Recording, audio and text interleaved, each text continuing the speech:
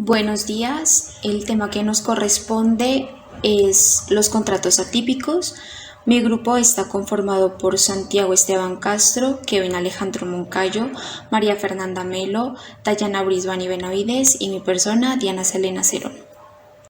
Se puede decir que los contratos atípicos no son objeto de ninguna reglamentación legal bajo especial denominación, por lo que no tienen un fundamento que lo regule en el Código Civil como tal. Se consideran atípicos porque no poseen elementos que lo regulen para su creación, por lo que se deberán regir bajo las normas generales de los contratos, las cuales están contempladas en los artículos del Código Civil. De igual manera, es importante decir que el Código de Comercio, en su artículo 864, emite un concepto acerca de los contratos, por lo tanto, este servirá como base para que se rijan los contratos atípicos. Estos contratos atípicos tienen gran incidencia en la voluntad de las partes, porque las partes son las encargadas, por decirlo así, de diseñar el contrato que las vinculará. Bueno, en la clasificación de los contratos atípicos podemos encontrar dos, que son los contratos con tipicidad social y los contratos absolutamente atípicos.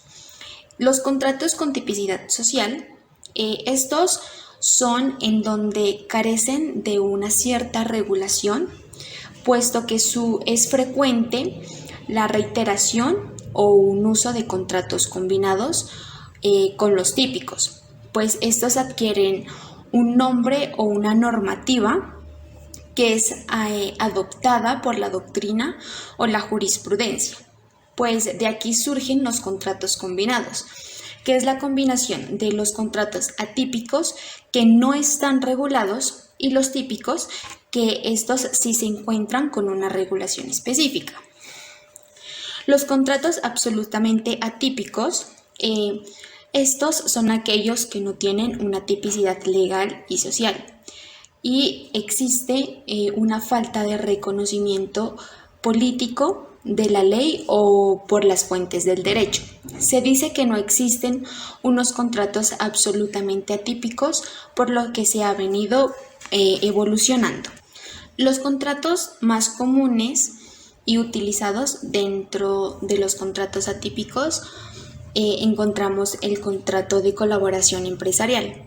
Este es donde varias empresas juntan sus esfuerzos y se unen para desarrollar un proyecto o un fin determinado que tengan entre sí.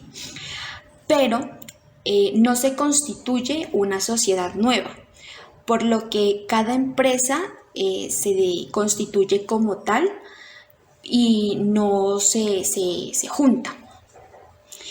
Los contratos de colaboración empresarial se divide como en tres partes, que es el joint venture, los consorcios y la unión temporal. El joint venture son aquellos contratos en que se unen dos o más personas para desarrollar un problema específico de carácter comercial. Esto con el propósito de obtener ciertas utilidades, asumiendo ellos mismos los riesgos. El consorcio, esta es una figura en la que varias personas, ya sean naturales o jurídicas, unen sus fuerzas, como son los conocimientos, sus capacidades, las técnicas y las partes científicas para los intereses recíprocos que tienen ellos. Y por último, tenemos la unión temporal. Esta se forma con la unión de varias personas, ya sean jurídicas o naturales, pues para el desarrollo de un proyecto que tengan en común. Pero a diferencia del consorcio, se permite una distribución del riesgo. Marco jurídico de los contratos atípicos.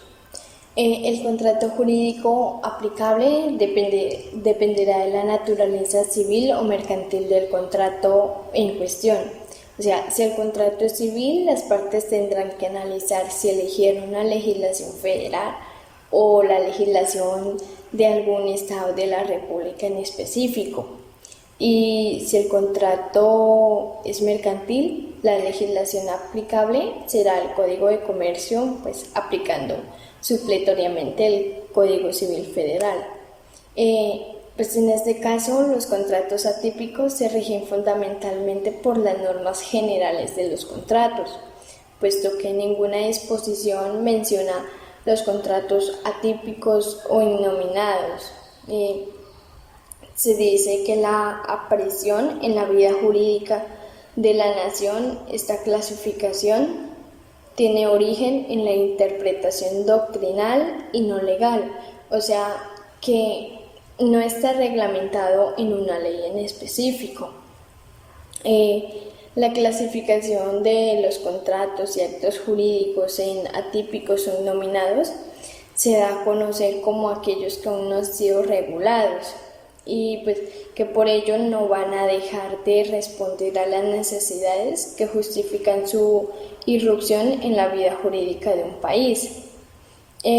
Frente a esta clasificación, lo realmente importante es que, siendo estos el contrato atípico, resulte en un instrumento obligatorio para las partes y que además cualquiera de ellas pueda exigir su cumplimiento forzado. O sea, a esto se lo puede relacionar con el artículo 1602 del Código Civil colombiano, que dice que los contratos son ley para las partes. O sea, todo contrato legalmente celebrado es una ley para los contratantes y no puede ser invalidado sino por su consentimiento mutuo o por causas legales.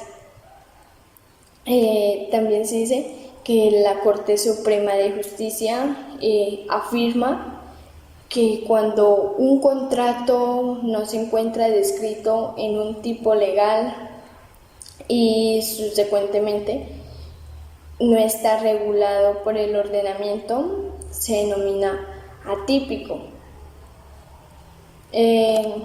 Por consiguiente, las dificultades que rodean a los contratos atípicos son dos. La de precisar su admisión y validez, pues ya que es necesario establecer que su función económico-social se encuentra conforme con los principios ético-jurídicos. Y la segunda, la de establecer las reglas jurídicas que lo disciplinan, pues ya que desde la época del derecho romano se llaman innominados, no porque no tengan denominación en la ley, sino en cuanto carecen de una disciplina legislativa especial. También el nombre de atípicos no significa que la ley no reconozca la validez y eficacia de estos, sino que ellos deben estar dirigidos a realizar intereses merecedores de esas tutelas según el ordenamiento jurídico general. Características de los contratos atípicos. Es un contrato que facilita la circulación y distribución de los bienes y servicios, ofreciendo cierta seguridad a la inversión, pues se brinda un producto o servicio ya introducido y probado en el mercado. No es posible hablar de un tipo de contrato general, debido a que deberá ajustarse a la legislación nacional y a las normas que regulan los contratos comerciales y a su contexto. No obstante, es posible determinar la existencia de 7 características claves en todo contrato de franquicia. Primero, oneroso, ya que una de las partes obtiene una ventaja a cambio de otra contraprestación en dinero a favor de la otra. Conmutativo, porque desde el momento de la celebración cada una de las partes conoce las obligaciones y ventajas que le corresponden. Tercero, no formal, no se exige ninguna forma específica en que deba ser instrumentado. Cuarto, atípico, no se encuentra legalmente regulado ni en el Código Civil o ley nacional. Quinto, consensual, porque queda perfeccionado y genera los efectos jurídicos correspondientes desde el momento en que las partes manifiestan su consentimiento.